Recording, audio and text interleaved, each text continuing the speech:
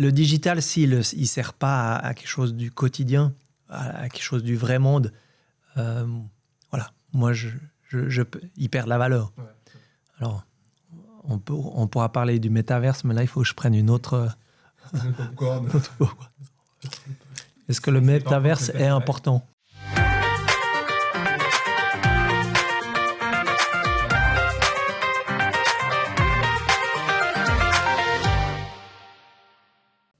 Cet épisode est la 3e et dernière partie de l'interview avec Thomas Eschler de Plateforme 5.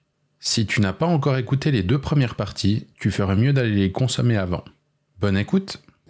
Bon, on a parlé de Generative Design, de l'IA, et en fait, tous ces outils donnent de l'aide à l'humain. Et donc, du coup, comment on met ce service au service de l'humain ? Vraiment, tous ces outils, comment on met ça en place ? C'est la grande question, donc je peux encore reprendre là, cette fois-ci un popcorn. Vas-y, fais-toi plaisir. C'est l'effet popcorn, comme on va l'appeler.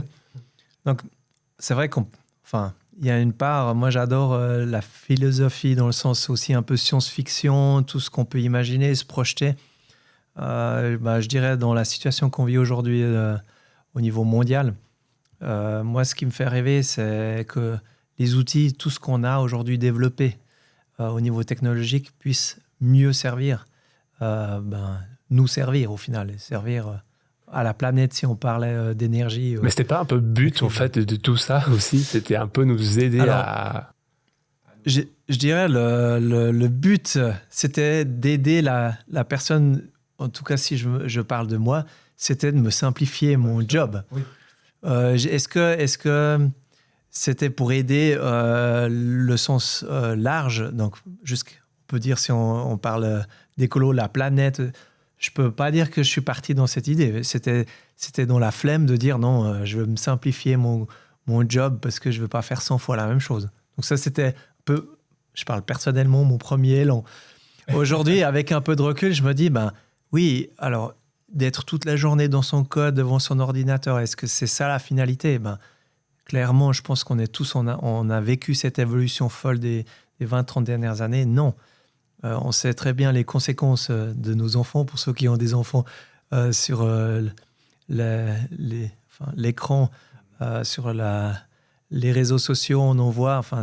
Il y a vraiment un effet néfaste de tout ça. Mais ce que je trouve beau, c'est aussi comme un outil de l'utiliser pour l'effet positif, pour faire des nouvelles découvertes, pour faire des résultats qu'on n'aurait pas pu faire sans ces outils. Et dans ce cas-là, c'est ultra simple. Est-ce que votre quotidien, est-ce que vos développements, il va servir à quoi au final ? Est-ce qu'il va servir à faire plus de bénéfices à l'entreprise ? Pourquoi pas ? C'est bien de pouvoir augmenter, faire... c'est ce qu'on voit aujourd'hui dans la technologie. Ça rend une entreprise productive, mais au final, la finalité pour moi, elle doit être au service aussi des collaborateurs. C'est-à-dire, tout le monde aime aller au boulot, avoir du fun, se marrer. Ça, c'est aussi quelque chose d'important. De bosser, d'avoir des résultats, d'être content de soi, ça, c'est important. Mais aussi, le fait d'arriver à un résultat ensemble, c'est beau. Donc, pour moi, les outils qui parlent de collaboration, c'est aussi le fait de travailler ensemble. On peut le faire autour d'un café, on peut le faire à distance. Et moi, je trouve génial, avec l'équipe Speckle, on ne s'est jamais vu physiquement, mais c'est des séances, c'est des Teams, des Zooms à distance fantastiques. Il y a un échange. Et ça, c'est ça la vraie richesse de tous ces projets open source, en l'occurrence. C'est la richesse aussi des projets de construction qu'on a dans la région. C'est là où on a un résultat. Puis après, ce que je souhaiterais vraiment, ou ce qu'on doit se concentrer vraiment dans le monde de la construction, c'est d'être beaucoup plus strict sur le résultat. Que ce soit l'utilisation des matériaux, l'utilisation de l'énergie, on en parlait. On en parle, je crois, sur la télé tous les jours maintenant. Et puis, arriver à un meilleur résultat à ce niveau-là. Et aujourd'hui, on n'est pas à zéro, bien sûr que non. On optimise les coûts. Mais le BIM offre bien plus de possibilités d'optimiser les coûts. Donc, première chose, c'est optimiser l'utilisation des matériaux. utiliser d'autres matériaux. Tout ça, on a, par ces technologies, on a la possibilité. Est-ce qu'on le fait? Largement pas assez en Suisse romande. Donc, au service de l'humain, directement, je vais pas commencer à... je peux servir le café à mon collègue, ça c'est déjà un bon service que je peux faire. Mais chaque job, moi je rêve que chaque, on va dire, technicien, quel qu'il soit, ingénieur, jusqu'à l'opérateur sur le terrain, puisse penser, qu'est-ce que ça change? Si j'isole mieux mon bâtiment, ça change quoi? Si je fais un bâtiment sans énergie pour le chauffage, qu'est-ce qui se passe? Enfin, etc., etc. Et ça, pour moi, là, on est vraiment dans la digitalisation au service de l'humain, c'est qu'on va utiliser toute cette puissance de calcul, d'algorithme, de modélisation, parce que le BIM, enfin, je le rappelle quand même que le BIM, en tout cas en Europe, c'était boosté par l'Angleterre, qui voulait économiser sur la partie rénovation de leurs biens. Et il parlait de 30% d'économie. Donc les entreprises aujourd'hui, s'ils disent « Ok, je ne sais pas si je vais faire du BIM ou pas », chacun fait comme il veut, mais on parle quand même d'une économie importante, financière, mais aussi de ressources, de matériaux, etc., et de temps. Le temps est bien sûr un facteur ultra important dans ce processus. Je peux en rajouter, hein, mais...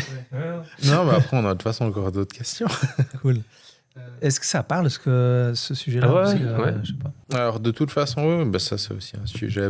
C'est une autre partie que ce qu'on avait prévu par rapport à la digitalisation au service de l'humain. Mais effectivement, la réutilisation des matériaux, par exemple, rien qu'en connaissant son patrimoine, finalement, on sait ce qu'on a comme matériaux. Puis quand on a des nouveaux projets, il y a toute cette nouvelle partie de la branche qui est la réutilisation, les matériaux recyclés, ce genre de choses. Mais aussi de savoir dans quel type de construction ou à quel endroit on peut avoir le plus de gains avec le même argent ou avec le même effort, disons. Donc ça aussi, c'est en connaissant mieux, on va dire, son environnement, son contexte et son patrimoine, c'est là qu'on arrivera à faire les meilleurs choix plus tard, en faisant un petit peu cette analyse sur les données qu'on possède déjà. Oui, effectivement, mais là c'est énorme. Enfin, c'est pas mesurable le potentiel, le gain qu'on peut avoir. Alors je parle juste ici de la Suisse. Hein. On parle pas au niveau monde où c'est encore bien plus important le potentiel, puisque on a l'échange des matériaux et on a les technologies qui pourraient profiter d'une région à l'autre. Mais les ressources qu'on a aujourd'hui dans la construction, c'est du gaspillage, en fait, littéralement. Et un pays qui est quand même riche comme la Suisse se permet de gaspiller encore 10 fois plus. C'est hallucinant. Les pays qui... je pense surtout... j'ai vu un peu la construction au Vietnam. Je veux dire, chaque matériau coûte... La main-d'œuvre coûte moins. Donc, ils n'économisent pas sur le nombre d'employés qui tiennent l'échelle, comme on dit. Mais par contre, ils savent que si je mets plus de béton, ça va être dommageable pour leur budget. OK. Donc ça, c'est... Voilà. Est-ce qu'en Suisse, on optimise? Je dirais l'ingénieur civil qui se respecte prend la sécurité en premier, etc., etc.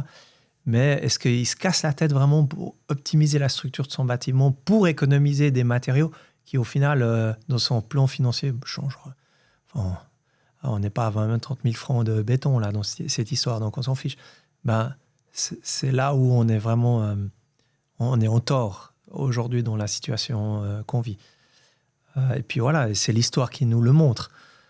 Donc voilà, j'étais défenseur depuis longtemps justement d'optimiser, de pas gaspiller, que ce soit des volumes de données au niveau informatique, mais aussi au niveau construction. Et pour moi, c'est vraiment lié. C'est étroitement lié. Si j'ai un modèle BIM intelligent, bien fait, je vais forcément pouvoir avoir un vrai bâtiment construit de meilleure qualité.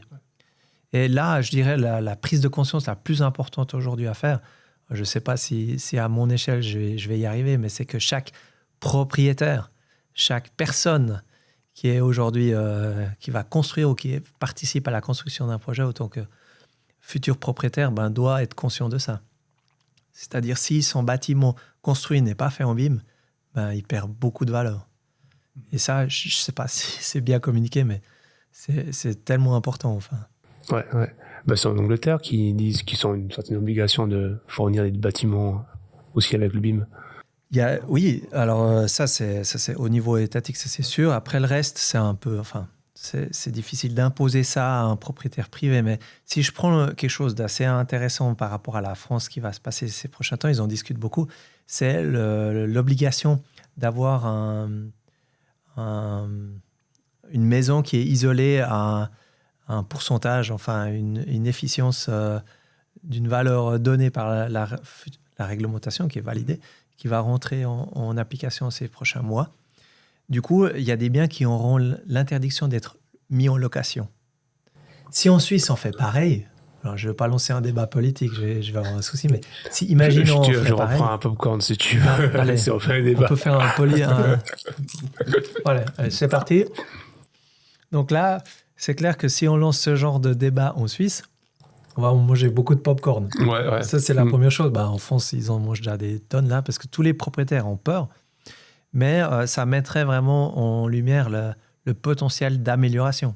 Alors, je ne focus pas sur tous les propriétaires qui vont perdre leur bien parce qu'ils ne pourront plus le louer. Donc, ça, c'est l'effet, bien sûr, négatif. Mais si on parle aujourd'hui de la performance BIM qu'on pourrait avoir, ça veut dire qu'on pourrait vraiment dire aux gens maintenant, vous avez les outils, il y a la norme qui arrive, enfin qui est en train d'arriver en Suisse comme excellente.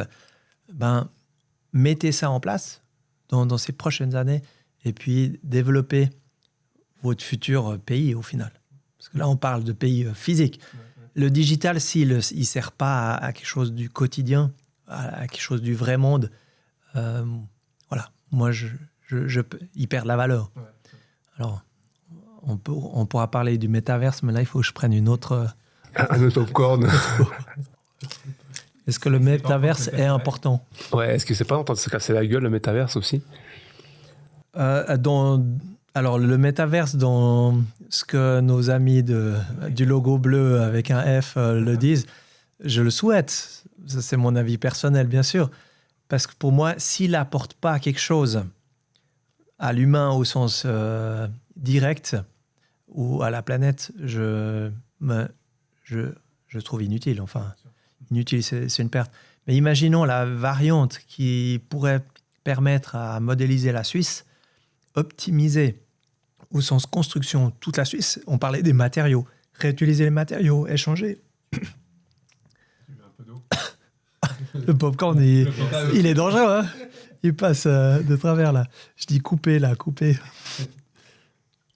Donc voilà, l'utilisation, le rêve pour moi du métaverse utile, c'est le métaverse où on prend le BIM au sens maquette, on fusionne avec le GIS, on crée en fait un environnement on pourrait dire une maquette, enfin digital twin comme certains le disent, et en fait on crée un environnement exploitable pour l'amélioration.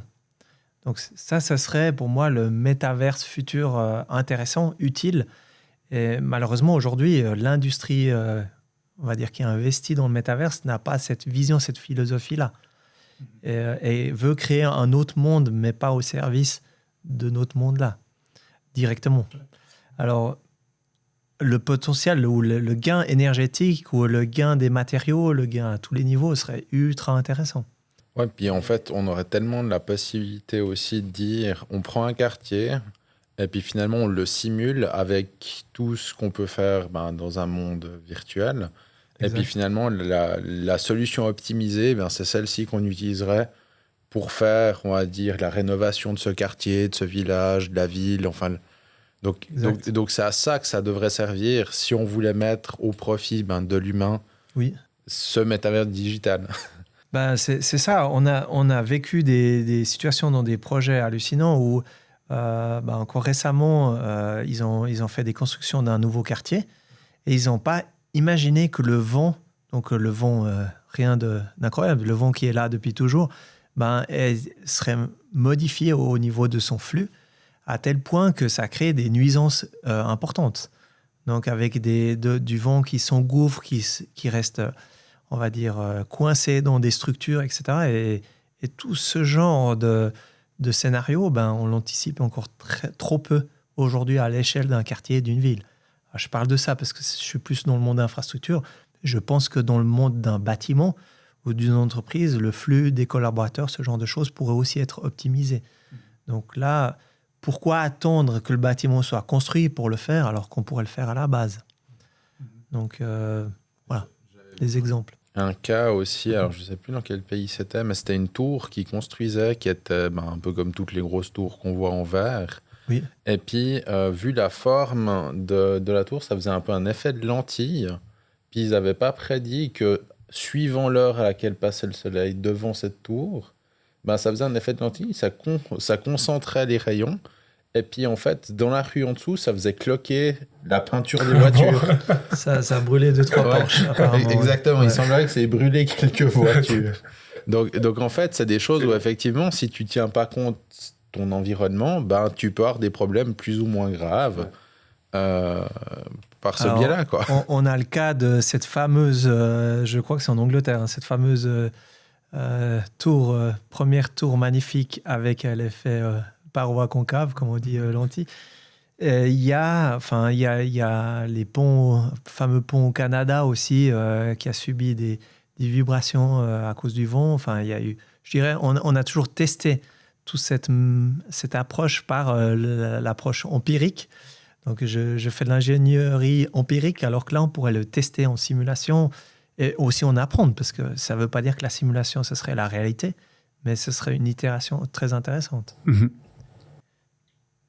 Donc, effectivement, là, on serait au service du bâtiment, mais aussi en prenant en compte peut-être les qualités de vie. On parle, certains architectes sont conscients le fait d'augmenter peut-être le plafond, la hauteur d'un étage pour que ce soit plus agréable. Avec le Covid, on a aussi repensé un peu la manière de vivre à l'intérieur, etc., etc. Et tout ça, on pourrait mieux l'intégrer pour un confort de vie et puis de survie peut-être d'une certaine manière. Ce qui est marrant, c'est que cette réflexion, elle était déjà là. En Suisse, on avait déjà parlé de par exemple, la survie au niveau alimentaire, ce genre de choses. Donc avant l'informatique. Et c'est comme si on a un peu oublié tout ça. Et puis, on pourrait le faire encore mieux et encore reprendre un peu ces valeurs pour qu'elles soient au service de notre vie, survie. De faire vraiment réel et numérique au final. Hein. Oui. En fait, c'est un Sims, si j'ose dire. Alors Sims, c'est effectivement... Ouais. C'est ça. C'est un peu ça. Aujourd'hui, on est plutôt dans le côté, on va dire, Big Sims Wars. Ouais. Mais voilà, effectivement. Il y a pas mal de gens, justement... moi, j'ai une vision effectivement assez bonne de ce que... Enfin, j'aime bien voir les bons côtés de ce que peut apporter une technologie. Parce que c'est souvent ce qui me vient le premier. Par contre, j'ai assez facilement aussi des remarques, des gens qui disent « Ouais, mais finalement, en fait, cette digitalisation, ça fait disparaître des emplois, ça a un impact sur mon travail. » Enfin, il y a des gens qui ne sont pas prêts. Qu'est-ce que tu peux dire, ou qu'est-ce que tu peux annoncer aux gens qui se disent que ça réduit peut-être leur capacité à faire leur boulot normalement? C'est un petit peu le même problème qu'on avait par rapport aux gens qui veulent ou pas se former, on va dire, en bureau d'études. Mm-hmm. Mais quelle est ta vision par rapport à ça? Enfin, l'impact que ça peut avoir, peut-être négatif, ou la crainte que ça peut apporter à des gens? Je dois prendre un popcorn ou pas? Ouais, on peut prendre un popcorn. Allez. C'est un débat, ça. C'est un beau débat. Bien sûr, moi, je suis pour la digitalisation. Ça, c'est mon métier, mon envie. Mais bien sûr, après, c'est un choix. Moi, je trouve qu'on doit encore plus laisser le choix aux gens. Imposer une digitalisation, c'est dangereux dans tous les points de vue. Maintenant, je dirais on a de la chance dans nos sociétés où on peut encore aller à la poste faire un paiement. On n'est pas obligé de passer par les bankings, même si on a très peu. Mais pour dire, il y a encore des solutions alternatives, sauf erreur. Je n'ai même pas testé le paiement postal. Je ne sais plus. En fait, je sais que le bulletin... Le bulletin change. Change. Non, c'est un QR code. Puis ils ont été obligés maintenant à passer par là. C'est ça. Donc moi, je trouve bon qu'il y ait toujours cette possibilité, rien que pour une question de sécurité, enfin, d'avoir un peu de bon sens. Donc le bon sens dans ce monde autant professionnel que loisir autre, il est important. Maintenant, c'est clair qu'il y a un impact, c'est que des gens vont changer de métier. Ça veut dire qu'ils vont plus se retrouver dans le métier qui aura évolué, que ce soit un géomètre qui passe au géomaticien ou un automaticien en général. Mais il n'y a plus de métier. La personne qui a fait toute sa vie des bougies, et qu'on lui en apporte une ampoule, et que plus personne ne va acheter les bougies faites de main avec sculptées, bien sûr que ça remet en question. Moi, je trouve ça positif. Une remise en question, un changement de métier, je trouve ça que c'est une opportunité, c'est quelque chose d'intéressant. Ça fait partie aussi de notre envie d'évoluer, de grandir, enfin, comme un enfant qui évolue, qui grandit. Maintenant, si quelqu'un ne souhaite pas évoluer et grandir, bien sûr, c'est son choix et c'est aussi, enfin, il en faut aussi. Et, moi, personnellement, je souhaite que cette personne soit épanouie dans soit son nouveau job ou soit sa forme. Il y a des gens qui développent aussi des métiers vintage, on va dire, qui marchent très bien aujourd'hui. Enfin, moi, j'ai fait... la Super 8, donc la filmée Super 8, VHS, enfin l'évolution, etc. Et encore aujourd'hui, on trouve des gens qui filment avec la Super 8. Donc pour ceux qui, c'est une caméra à bande pour ceux qui voient le truc. Et puis du coup, pourquoi pas c'est pas pourquoi il faudrait interdire ça? Non, c'est pas une question d'interdire ou de décrédibiliser. C'est juste deux manières de faire. Dans la technologie, aujourd'hui, on a parlé de tout ce qu'elle peut apporter. C'est important pour moi que dans le monde du bâtiment, on profite aujourd'hui de cette technologie, de cette digitalisation pour avancer, pour améliorer. Ça, pour moi, c'est une évidence. Et puis, les effets de bord, c'est ce que l'entreprise, l'ingénieur souhaite suivre et avancer avec ça. Enfin, voilà. Pour moi, je vois ça vraiment comme une opportunité et puis pas comme quelque chose où la personne elle dit oh non, mais je veux pas avancer là-dedans. Je sais que dans les différents métiers, ça demande un effort considérable, voire une nouvelle formation. Donc, quand je suis à 5 ans avant ma retraite, c'est pas encore mon cas, mais pour donner un exemple que j'ai connu. J'allais dire, tu fais jeune. Je m'en réjouis. Mais du coup, voilà, c'est pas si évident de se remettre dans le bain, peut-être, d'apprendre un nouveau logiciel ou une nouvelle méthode de travail, etc. Surtout pour ceux qui n'ont pas fait ça, qui n'ont pas changé 4 fois de métier. On a quand même des ingénieurs civils qui ont fait ça toute leur vie aujourd'hui et qui sont encore en place et qui font très bien leur boulot avec une bonne expérience de terrain. Et voilà, voir comment on peut accompagner ces personnes dans une évolution digitale. Alors moi, je suis convaincu que ce n'est pas une question d'âge, c'est juste une question d'envie et de disposition de l'esprit. Et puis, j'ai formé des gens qui sont à même 2 mois avant la retraite dans une mise à jour de logiciel. C'est pas un problème. Ouais, ok. Donc tu considères que ce qu'on a discuté avec l'IA, il y aura, entre guillemets, il n'y aura pas de perte d'emploi ou c'est plutôt une aide? Il y aura une redistribution. Il y aura des changements de métier. C'est quand même, on peut dire il y a un métier qui perd, donc qui diminue, et il y a un autre qui grandit ou il y a autre chose, une autre possibilité. Je dirais l'humain, il a toujours, il s'ennuie pas de base, donc il aura effectivement certains métiers qui disparaîtront complètement ou quasi complètement. Et il y a un autre qui va se recréer. On dit qu'il y a un pourcentage important de métiers qui n'existent pas encore, qui va venir ces 10 prochaines années. Dont on parlait du generative design, etc. Il n'y a pas encore de formation aujourd'hui au CFC, mais je souhaite que ça soit là dans 5-10 ans. Ouais. Toi, en tant que développeur, quand tu crées justement un logiciel, un programme, est-ce qu'il y a des choses auxquelles tu fais attention ou bien auxquelles tu es sensible, justement pour dire, cette fonctionnalité-là, en fait, je dois la faire d'une certaine façon parce qu'elle sera, justement, en termes d'interface utilisateur ou d'expérience utilisateur, pour qu'elle soit plus agréable pour l'humain ou qu'elle soit plus inclusive pour je sais pas, l'utilisation, ce genre de choses. Comment, toi, tu prends cette partie de mettre la digitalisation au service de l'humain dans tes logiciels? La plupart du temps, effectivement, le logiciel, il est utilisé par une personne. Enfin, soit c'est un service automatisé, là, on va dire, on n'en parle pas. Mais dans le cas où on a besoin d'une interface, ça, c'est quelque chose qui m'est vraiment à cœur. C'est que déjà, on ait une interface agréable, la plus agréable possible.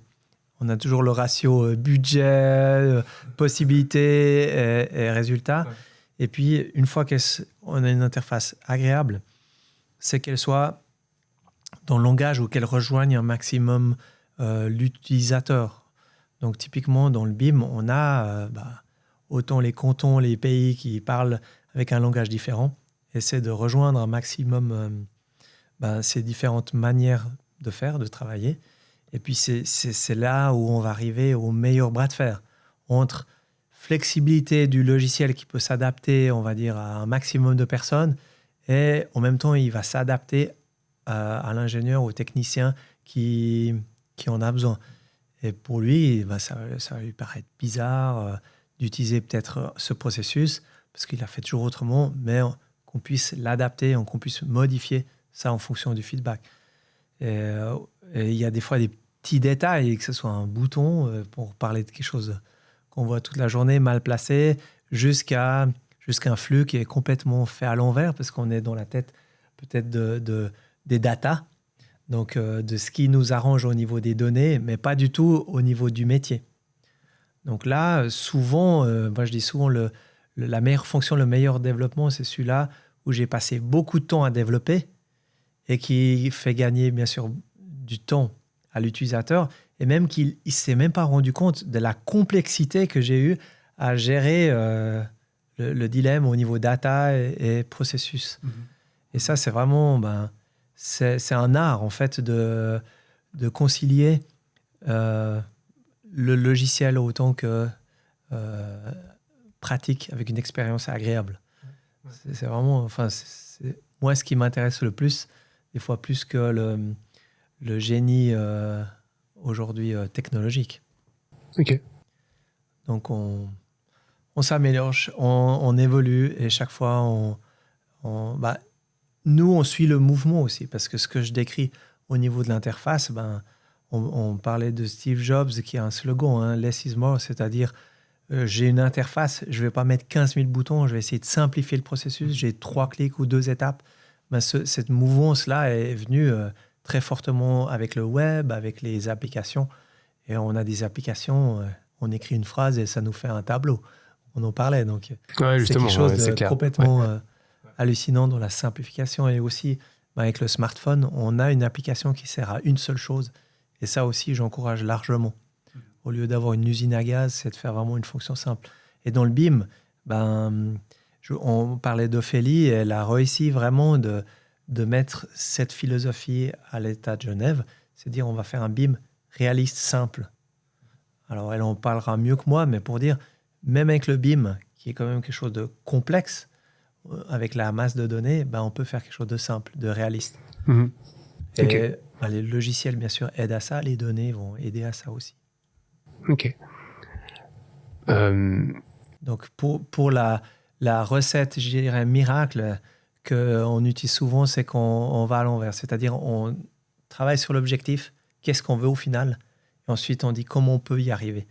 Au lieu de dire comment je vais essayer de prendre ma méthode, on oublie la méthode d'aujourd'hui, mais on dit ok, tu vas arriver où au final? Et là, souvent, on arrive à un résultat assez incroyable. Ou bien sûr, on a peut-être une petite habitude qui va changer dans le processus, mais on arrivera droit au but. Ouais, ok. Et du coup, il y a beaucoup de changements qui sont en cours en termes de conception avec la collaboration, avec les besoins grandissants en termes de programmation. Qu'est-ce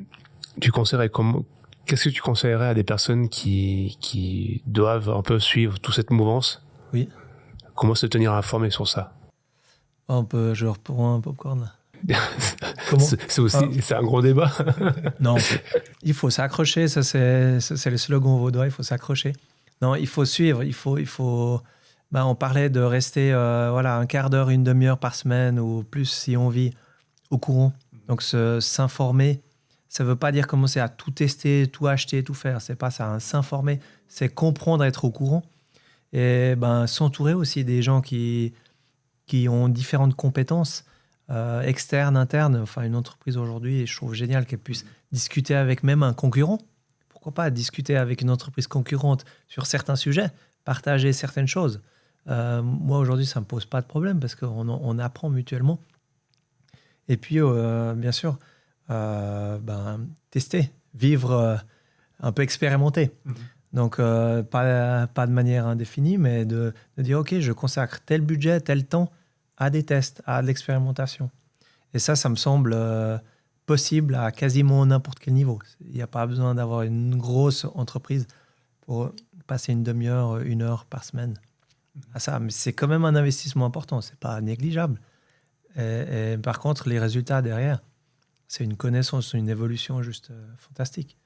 On voit tous ceux qui ont fait le CAS, si on fait une analyse, ceux qui continuent d'être vraiment au courant, informés, ils progressent 10 fois plus vite. Ils vont essayer Rhino, ils vont voir ma Grasshopper, qu'est-ce que je peux faire, ils vont essayer. Et juste ça, ils vont avoir des résultats incroyables pour quelqu'un qui a commencé de à peu près 0. Ok. Et toi, tu t'informes comment? Moi, c'est un peu mon job, donc j'ai la belle vie puisque je fais ça tout le temps. Ouais, mais tu fais comment? Tu as des canaux spécifiques pour t'informer des nouvelles technologies, des nouveaux... Alors réseau, moi j'aime beaucoup Twitter pour dire c'est là où j'ai la plupart des informations qui passent vraiment. Donc après, ce genre de réseau, c'est important de s'abonner aux personnes qui vous inspirent. Donc typiquement Dimitri pour Speckle ou ce genre de personnes, si c'est un projet qui vous intéresse. Après, il y a les autres réseaux qui marchent aussi, enfin les réseaux, je parle professionnels, qui sont super. Ça, je pense, c'est la meilleure chose. Après, moi, je suis plus pour aujourd'hui se tenir au courant de manière digitale parce que ça avance tellement vite. Ouais. Ça ne convient pas forcément à tout le monde. Donc, il y a aussi des forums. Enfin, il y a des événements qui se passent dans la région. Donc, c'est pour ceux qui aiment ça, ils viennent aux événements, ils voient des présentations. Ça, c'est aussi un moyen que je trouve sympa, convivial. Après, y a toujours le décalage avec les autres choses qui se passent sur la planète. Donc, ce serait difficile de faire toute la Terre toute l'année pour voir ce qui se passe, mais on a la chance de faire de temps en temps des téléphones avec... dernièrement, c'était au Canada, Angleterre, etc., pour dire qu'est-ce qui se passe, comment tu fais chez toi, s'intéresser. Donc ça demande des fois juste de voir un message sur Twitter et puis dire, OK, je vais envoyer un message à cette personne pour faire un call. Et puis voilà. Ok. Donc tu fais ça, donc tu contactes les gens. Ouais, alors moi je suis déjà assez. Je cherche pas le contact parce que j'ai la chance que ça vient vraiment tout seul. En tout cas, c'est les dernières années. Donc ça se fait naturellement. Donc oui, mais je le ferai si un jour j'ai plus de séance de call, je prendrai un message, je téléphonerai, oui, c'est sûr. C'est le seul moyen de vraiment de sentir et d'avoir un échange. Enfin, c'est comme on fait au café du village. On va au café, on discute, et puis on ne connaît pas, je peux m'asseoir à ta table, qu'est-ce que tu en penses? Enfin, je trouve que c'est ça qui est beau dans la technologie aussi, c'est cet échange-là, et c'est comme ça qu'on va avancer. Puis souvent, je trouve qu'on serait surpris à quel point les gens sont plus disponibles que ce qu'on imagine pour justement des échanges comme ça. De dire, même quelqu'un, on a vu qu'il a fait quelque chose de super, en fait, on peut le contacter, puis lui dire, parle-moi un petit peu plus, ou est-ce que tu serais d'accord qu'on ait une petite discussion par rapport à ce que tu as fait? Oui. Souvent, les gens vont répondre oui. Et en fait, c'est juste de prendre cette démarche et puis faire ce premier pas pour contacter la personne. En fait, ça nous ouvre, je trouve, des portes assez incroyables. Parce qu'il y a énormément de gens qui sont d'accord, en fait, d'échanger. Donc, ouais, moi, c'est devenu assez facilement maintenant une habitude. Si je vois que quelqu'un a fait quelque chose de chouette, puis que j'ai envie d'avoir des infos de plus, alors, certaines infos, on les trouve sur le site internet de la personne, donc c'est pas pour ça qu'on va le contacter. Mais par contre, si on a envie d'avoir des infos qui traînent pas sur internet, les gens sont ouverts beaucoup plus que ce qu'on pense. Voilà, ouais, donc effectivement, lire, enfin, il y a les vidéos et les choses à lire, il y en a des tonnes. Hein, et je dirais, c'est intéressant de filtrer ce qui intéresse chacun en fonction aussi de son métier. Donc, après, on a, dans le monde de la construction, c'est quand même spécifique. Ça réduit déjà bien la masse des publications. Moi, je n'hésite pas à gicler, à me désinscrire de quelqu'un qui ne s'accorde pas avec ce que j'ai envie de lire sur le moment. Peut-être j'ai aimé 6 mois et puis je change. Donc, typiquement, tout ce qui est impression 3D, moi, j'ai une période, j'adorais et j'ai fait toutes mes expériences impression 3D. Maintenant, moins. J'ai plus d'autres choses. Donc, c'est quelque chose qui vit. Je m'inscris et je me désinscris aux news, comme si on ferait l'inscription au journal du coin. Donc, c'est aujourd'hui la chance qu'on a avec ces médias quand même flexibles. Ok. On passe... ouais. Et puis les podcasts aussi, ça c'est un moyen. Non, je dis ça parce que ça vient quand même, il y en a de plus en plus et de plus en plus intéressant au niveau technologie. Et je trouve que c'est un bon moyen, qu'on soit dans la voiture ou autre, on écoute un podcast, je trouve plus agréable que de regarder peut-être une vidéo ou autre, où on prend pas le temps pour. Ouais. Si tu étais à notre place, quelle serait la question que tu te poserais à laquelle on n'a pas pensé? Voilà. Il n'y a pas de joker à cette question. Donc, non, vous bossez bien, donc c'est dur comme question. Ok. T'as peut-être pas de réponse, hein, pas de souci. La question c'est est-ce que je fais autre chose de ma vie? Non, parce que des fois les gens ils disent mais ils s'imaginent qu'on fait ça tout le temps. Non. Ouais. Non, moi j'aime bien faire d'autres choses aussi. Ouais, t'as des choses spécifiques que t'as envie de nous raconter? Non, bon, les apéros, ça on a dit, manger des pop-corn, faire la grimpe, j'aime bien ces temps, on a repris la grimpe. Et puis, les activités sportives, plein air, natation, tout ça, ça m'occupe. Mais ouais, je trouve, le fait d'avoir un équilibre dans tout cette technologie et mode de vie, je trouve c'est ma période de vie, je trouve important. Ok. Alors, on a discuté plein de choses. Est-ce que tu as un sujet qui te passionne autre que la technologie? Un autre sujet, je sais pas. Technologie. Je sais pas, lecture de livres, manga, je sais pas, des choses. Non. Quelque chose qui me passionne. Peut-être rien. Hein. Non, il y a beaucoup de choses. Ces temps-là, on est vraiment dans le mode parent. Donc, ces temps, je lis toutes les choses. Je m'intéresse au côté développement de l'enfant. Donc, ça, c'est plutôt le côté éducatif, pédagogique, etc. Donc, ça, c'est quelque chose qui me passionne depuis déjà quelques années. Et ouais, je suis assez là-dedans ces dernières années.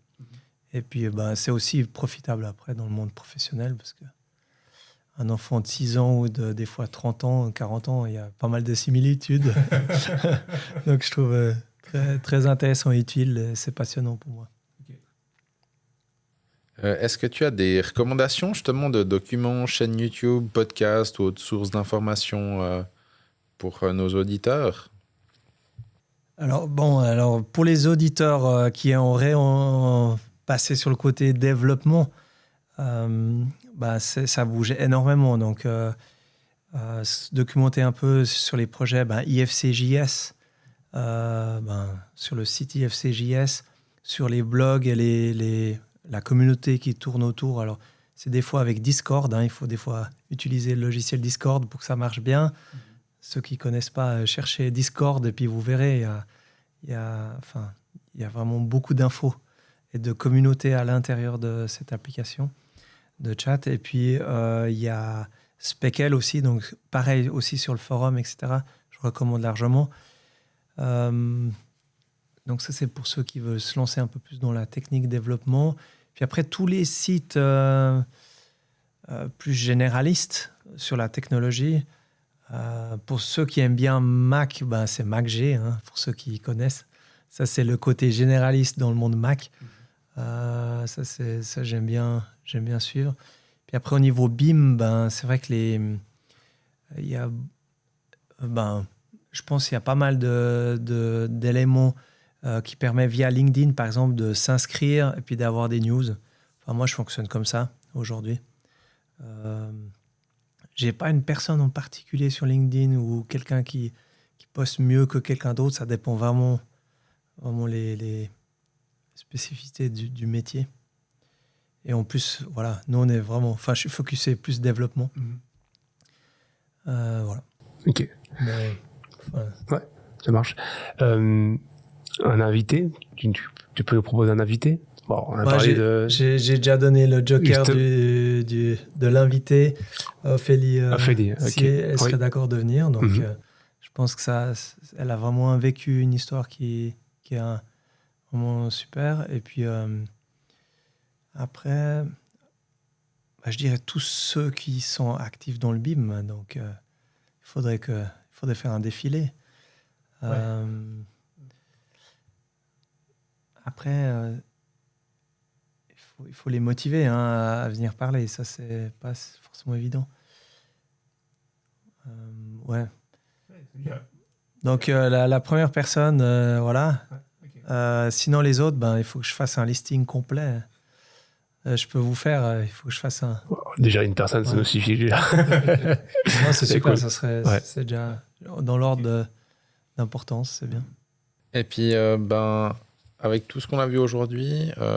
si tu devais transmettre un message important, un peu qui résume ou bien ta synthèse de ce qu'on a vu, ce serait quoi? Je dirais donc s'intéresser. On parlait, ça parle à tout le monde, s'intéresser, suivre vraiment ces évolutions. Ne pas dire ok j'ai peur ou je sais pas, je m'intéresse, je m'informe. Ça c'est ce que j'aimerais que ça bouge vraiment en Suisse romande et en Europe en général. La curiosité, quoi, c'est vraiment ça. Et puis essayer Speckle, essayer d'autres logiciels, s'amuser un petit peu avec. Ça, je trouve vraiment super. Et puis, n'hésitez pas à poser les questions. Enfin, je veux dire, envoyer un message. Si vous n'avez pas de réponse, tant pis, mais au moins vous avez essayé. Ça, je trouve vraiment, pas avoir peur de contacter. L'autre jour, j'ai envoyé un message à Dion Moult, c'est pour moi une personne importante dans le développement de l'IFC, de l'open source plus généralement. Voilà, il a répondu. On a eu des échanges. Pourquoi pas? Enfin, j'ai pas perdu ni du temps on a eu un super échange. En fait, tu conseilles, c'est le prendre comme un jeu. C'est essayer, c'est comme un jeu. Essayer de contacter. 100%, ouais. Faut mesurer, c'est un risque. Il faut pas risquer sa vie. Faites attention quand même. Mais tant qu'on est dans l'espace du jeu, du test, non, mais justement, c'est bon. Testez pas la grue et les contrepoids. Mais en simulation, oui, ça vaut la peine. Ouais. Ok. Écoute, on va te proposer un petit jeu. Ça s'appelle le jeu du portrait chinois. Tu connais un peu le thème? Je crois pas, non. Ok. En fait, c'est une petite question. C'est le choix d'un mot à un autre mot, et tu dois répondre assez rapidement. Ah oui, d'accord, celui-là. Ouais. Géomètre ou programmeur? Programmeur. Pourquoi? C'est infini. C'est infini, ok. Logiciel clé en main ou personnalisé? Personnalisé. Mm-hmm. Open source ou propriétaire? Open source. Open source, je pense bien. OpenBeam ou CloseBeam? OpenBeam. Enfin, je sais pas que ça existe le CloseBeam. Mais... on peut dire la définition du CloseBeam. Tu peux expliquer ce que c'est? C'est simplement, typiquement comme sur la gare de Lausanne, où ça a été imposé que tout le monde travaille avec la même version du logiciel. Ouais. Ah, ok. Donc, en fait, travailler purement en logiciel natif avec un format natif. Au niveau, ouais. Ouais. Là, c'est une question de survie, l'OpenBeam pour le okay. BIM. Ouais. Ton meilleur moment de la journée? Suivant les journées, c'est quand j'arrive tout en haut du mur de grimpe. Ça, c'est cool. Et puis que j'ai plus de bras. Et puis, un peu dans la même idée, c'est quand j'ai réussi à débugger, à trouver une faille, alors que ça faisait 8 heures que je cherchais comment résoudre ce bug. Ouais, ça, c'est quand même cool quand tu le trouves. Un bon moment, ouais, souvent. Ouais, je comprends. Où je mange un popcorn, en fait. Ouais. Parce que là... Quand tu je comprends ta face. Quand tu cherches, tu dis, ah, putain, j'ai enfin trouvé. Exact. Ouais. Merci Thomas pour cette belle conversation. Merci infiniment pour l'invitation. Et on profite aussi de remercier MC Bercher de Lausanne pour l'accueil, pour cet épisode dans les locaux. Merci, à bientôt. À bientôt. Merci d'avoir écouté cette conversation constructive. On espère qu'elle t'a été instructive et on se revoit bientôt pour le prochain épisode. Si entre-temps tu souhaites soutenir le projet, n'hésite pas à en parler autour de toi. Tu peux aussi nous contacter pour nous proposer des thèmes, des invités ou nous indiquer ce qui pourrait être amélioré pour la suite de ces épisodes. Belle journée, à bientôt!